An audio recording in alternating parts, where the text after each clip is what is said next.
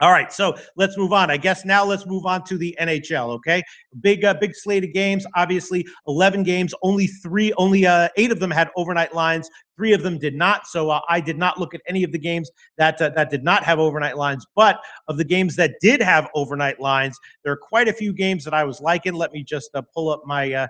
Jesus, my computer is so slow. I'm going to switch to my my fast computer in a second. I just have to pull up. Save. I'm pull out my NBA, my NHL notes here. All right, let me just start with one that I know I'm liking and see if you agree with it. Let's start with Columbus, Winnipeg, right?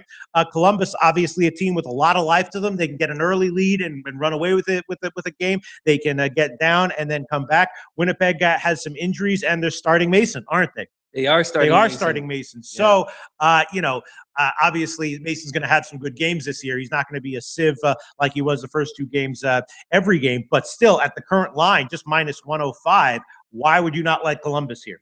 I like Columbus here.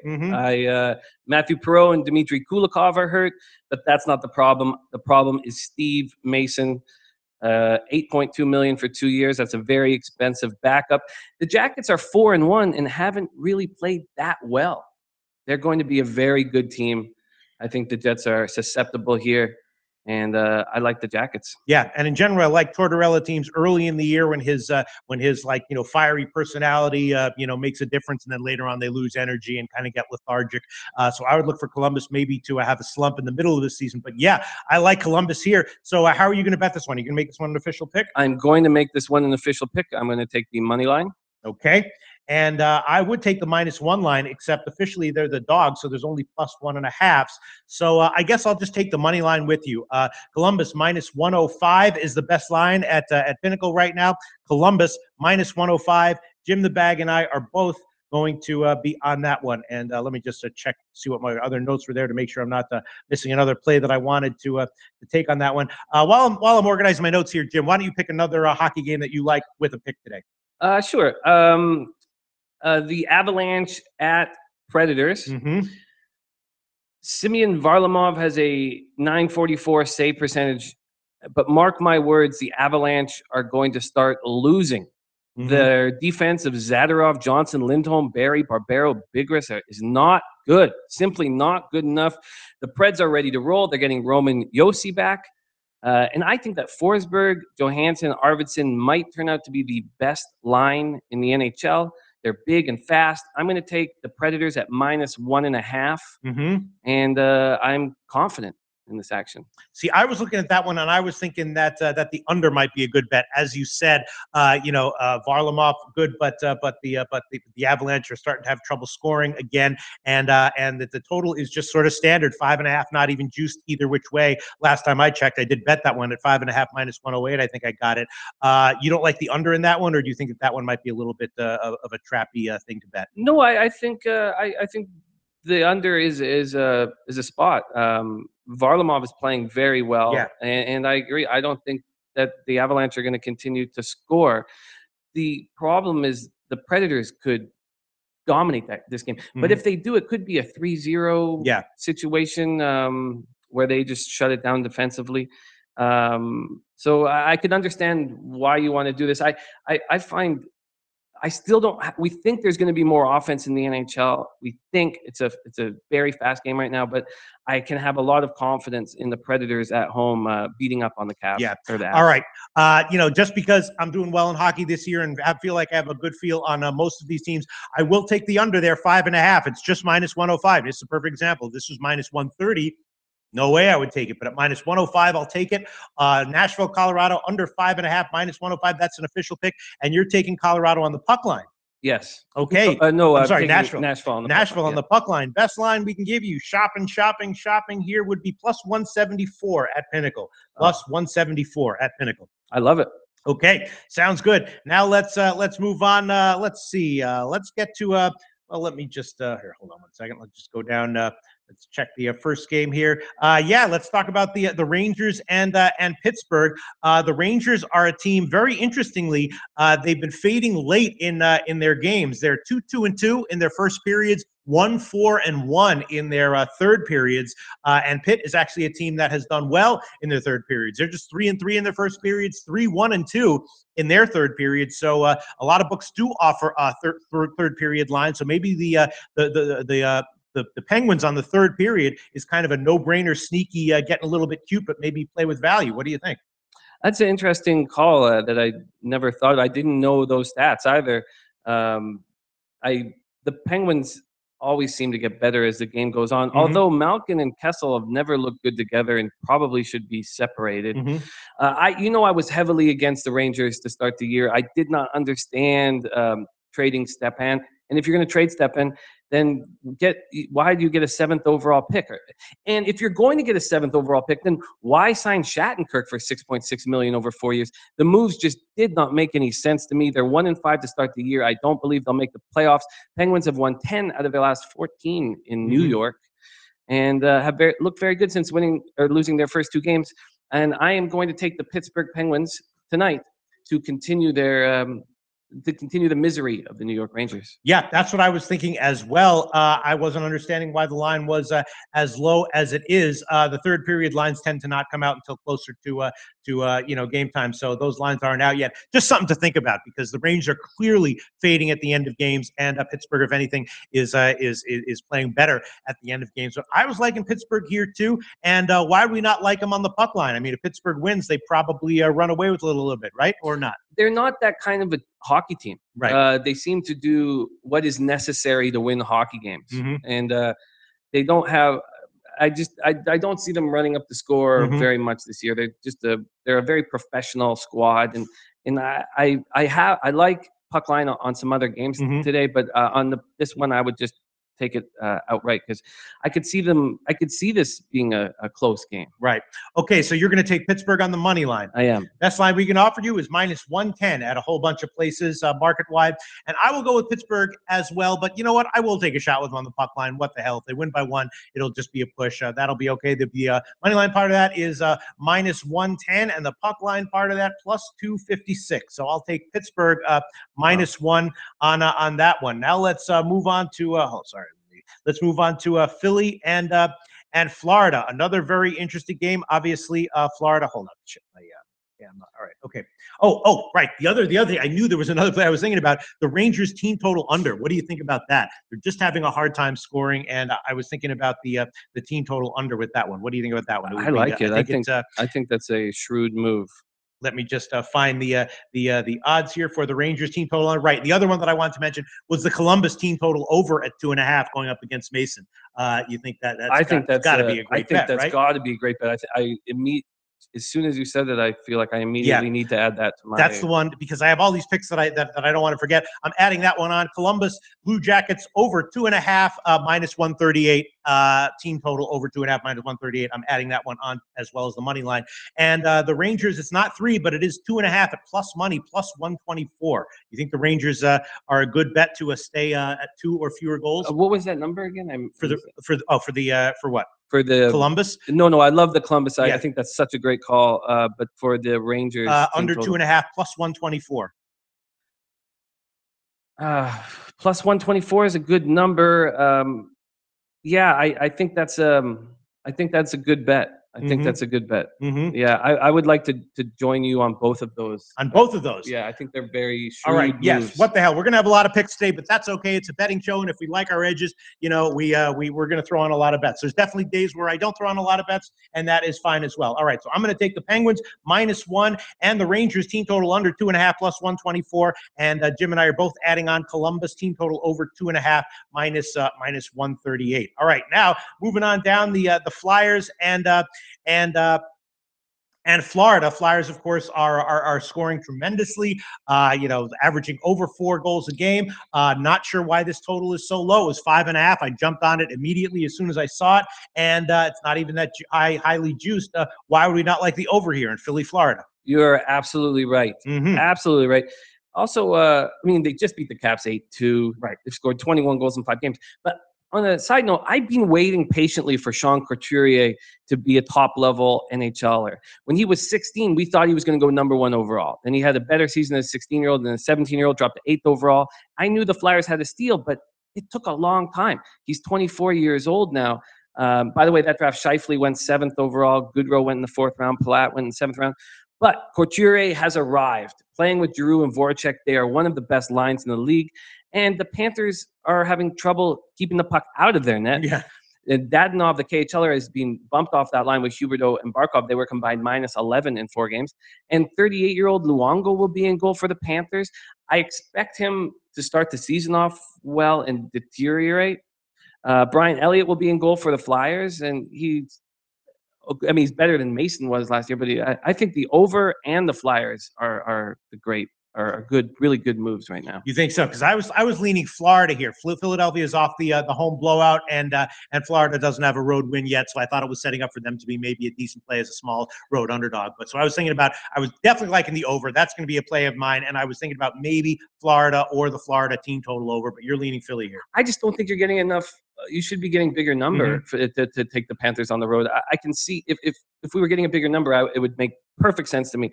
But with the Flyers, right now not getting respected by the books, they might be a real quality team.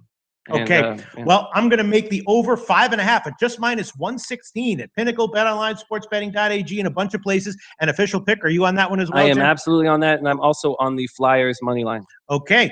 So we're on the over 5.5 -116, and the Flyers money line. Best line would be -133 at Pinnacle right now, -133. All right, Jim and I piling on the plays, but that's okay. We're both positive on the year, and I'm liking the plays that we are piling on here. Okay, let's move on to the next game. Let me see. Where is the next one? Oh, right. Toronto, Washington. Of course, Toronto has been an over machine, and now they're going up against the Caps. And this game does have a high total, right? Now it's up to a 6.5, I believe. And Washington getting hit with some injuries, right? Some injuries on defense, and so the Caps are having some injury issues. Obviously, Holtby is great, but aside from him, they have some questions defensively. So how do you want to play this one, Jim? Well, I mean, is this? If the line was 6, we would say this is low-hanging fruit, and I would call it low-hanging sloot. But it's not because it's 6.5. Right. But I'm tired of being on the outside looking in. The easiest bet in sports has been the Leafs over. This is a high-flying Capital squad. Leafs are allowing 3.8 goals a game. I'm tired. You trust him to score on Braden Holtby? He's been great this year. He's been great this year. There's no question about that. But this is going to be a high-octane offensive game. Actually, it's only 6.5 at a few places. The other places, it's 6 juiced. So it's 6 -131. I'll take. I said I wouldn't take the -130s and over-unders anymore. I think you just said you weren't going to take them on unders, not on overs. You're right. You're right. You're right. I mean, if you're a believer in just the Toronto team total over, then in the over because of Toronto, the Toronto team total over is just 2.5 -140. You think they can put in 3 goals on Holtby? Because if you don't think they can put in 3 goals on Holtby, then an over you're going to need the Caps to be scoring. Yes, and I do think the Caps are going to be scoring. The Leafs have proven that they can't play defense at this point. What do you think the better move is, to take the 6 with the juice? Or to pass? Or to take the 6.5? Because I'm tired of being on the outside. Oh, no. I would definitely take the 6 with the juice rather than 6.5. That's what I'm going to do. I'm going to take definitely. Over 6 with the juice. You're going to take that one, huh? Yeah. -131. All right, Jim is taking the over in Toronto and Washington. That's the way I was leaning, but I'm going to think about that a little bit more, and I'm going to hold off on that one for now. Let me see. Hold on one second. Yes, that's right. Okay. All right. And then the next game is another one that I was thinking about betting. I actually did bet it and giving it as an official pick. Vancouver against Ottawa. Obviously, Ottawa gets Carlson back. That's going to be a huge boost for them. The home crowd's going to love it. Vancouver obviously having issues scoring once again. And this is another one. Don't overthink it. Ottawa on the puck line. I'm going to take a -1, right? Absolutely. Don't overthink it. Right. Don't overthink it. Ottawa minus 1.5. Absolutely. All right, so I'm taking Ottawa -1, and you're taking them -1.5. Yes. Okay, so the -1 line for me, the money line part, wow, it's up there. -180 at the Greek, and the puck line part of that will be +165 also at the Greek, and that will be the line that you get on that one on the puck line. Jim and I both on Ottawa on the puck lines. I of course take -1s. Jim takes 1.5s, and let me see what was my other one that I was liking. Yeah, nothing else on that one. What is the difference in what are you getting at the -1? Oh, so I'll be getting it at about, I'll be getting it at like minus 105 or something like that, -110. Usually I'll be getting plus numbers, but since the money line there is so high, but then again, if they lose the game outright, then I just lose like 1.1 unit, and you'll be losing, 1. Oh no, you'll be just using 1 as well. Yeah. That's right. But if they win it by 1, I get a push, and I'm fine, and you lose a unit, right? Yeah. So it probably all works out evenly in the end in the wash, but it's just what I like to do for various psychological reasons and also reasons of volatility. All right, moving right along, Carolina and Edmonton. This is another game that I was thinking that I was leaning to the wait, let me find my notes on that one again. Yeah, leaning to the under on this one as well. The Oilers, bunch of injuries now, and they have McDavid, and maybe leaning on him a little bit too much. Not necessarily clicking offensively without him, and Carolina's offense has been completely stalled out. We're getting just another line here, 5.5 without big juice either which way. And again, I'm liking the under. What do you think about that one, Jim? I think that's a good call. Draisaitl's hurt, and the Oilers have no forward depth. The concern I had, and the reason why I didn't take it, was just Cam Talbot. Pulled in 2 of his last 3 games. And my assumption is that he'll be better here. Do you think that's a very, very dangerous and wrong assumption to make? No, I get that assumption. I just feel like it's early in the year and I need to see it. He's got a lot of pressure on him because the Oilers were so highly regarded coming into this season. Now, you're right. This is a spot where this makes sense. When are the Hurricanes going to start scoring? Are they not going to start scoring? I thought their defense was, I took a closer look at the depth of their defense. I love Hanifin and Falk on the back end, but Slavin, Pesce, Fleury, and Dahlbeck, I had to look them up to know who they were.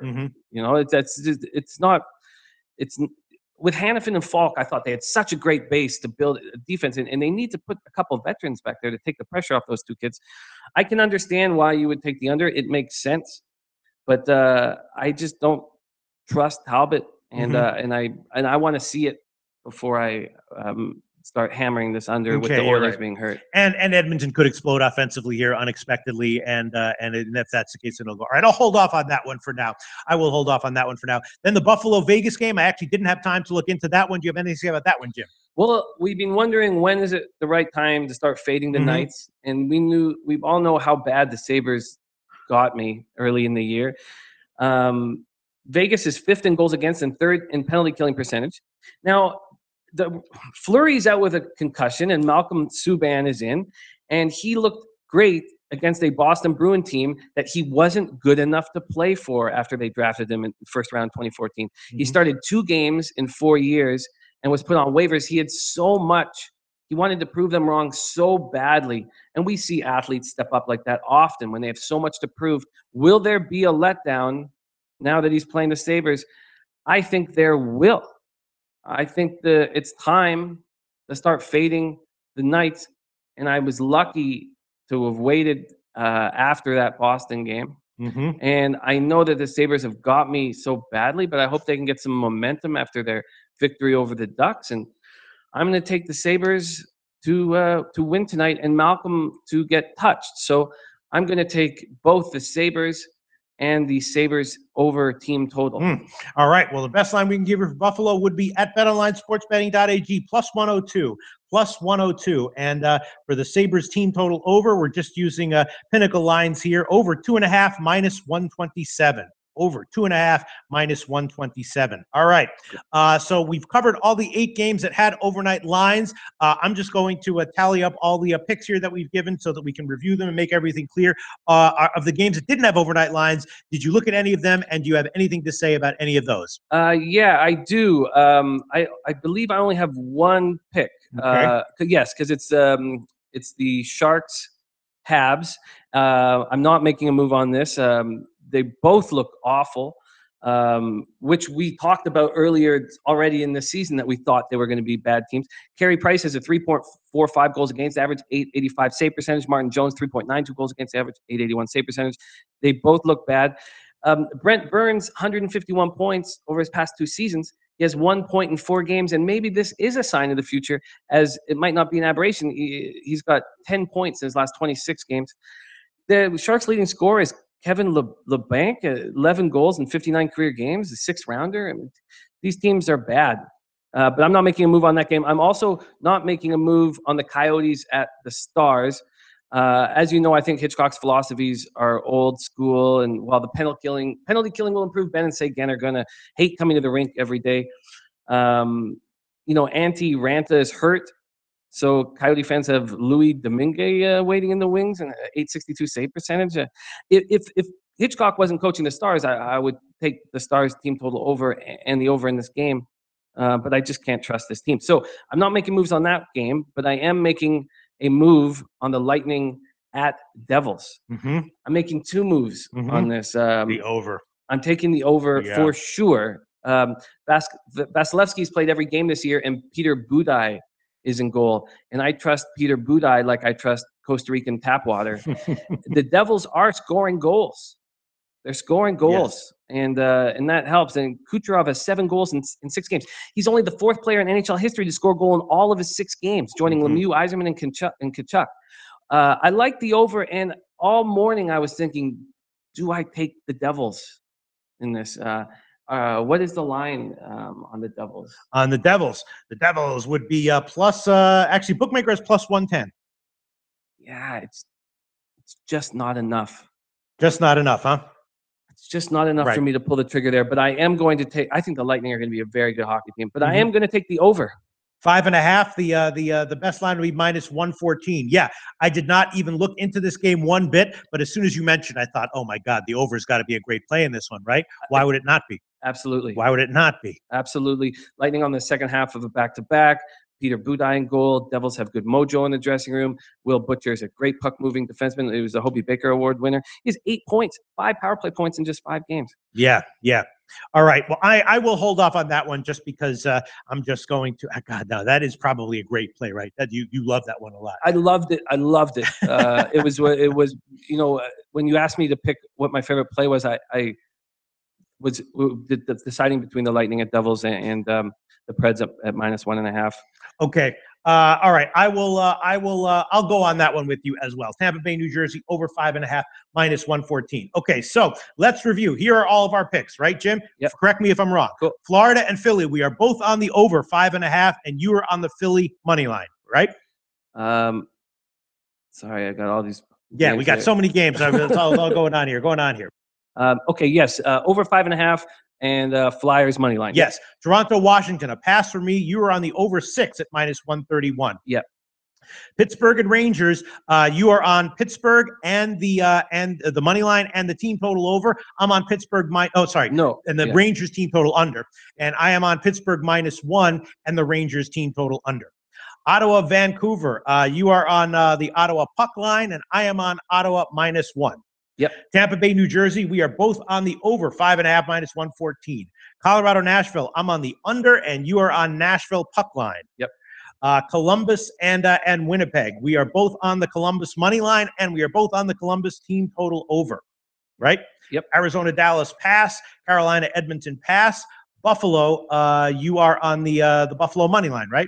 And the team total over. And the team total over. And then Montreal, San Jose pass, right? Yep. Okay, that's our breakdown of the 11 NHL games. They threw 11 games at us in the midst of the start of the NBA season and in the midst of the heart of college football season, but we covered them all. We got a whole lot of picks here, Jim. We might come back here tomorrow looking like champs. There's a chance we could come back here looking really, really stupid. More likely than not, we'll probably be slightly up or slightly down, which will be okay. We've had a good start to the year. Great start to the year. Are you kidding? This is a lot of games.